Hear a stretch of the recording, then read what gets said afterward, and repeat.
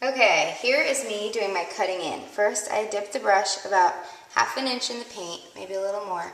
I wipe off one full side and I wipe off the other side about halfway, so I still have some paint on the edge there.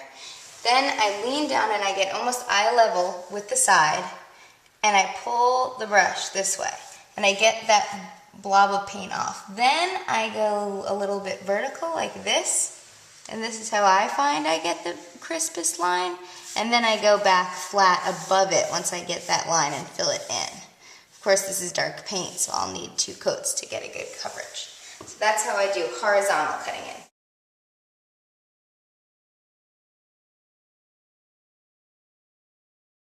So I've dipped my brush in the paint again for my scrape and a half technique. I scrape the whole back and I scrape the front sort of halfway, leaving some paint on the brush.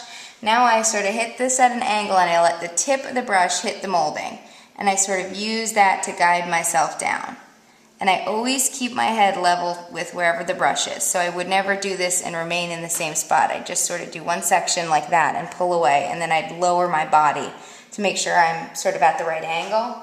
And I find that getting a little smidge of paint on the molding can often have the best result, because there's sometimes a tiny crack between the molding and the wall, and you want to fill that with paint so that it looks seamless. Otherwise there's sort of a gap. So I always touch the molding just a little bit and drag down on it, and that's how I get that smooth look.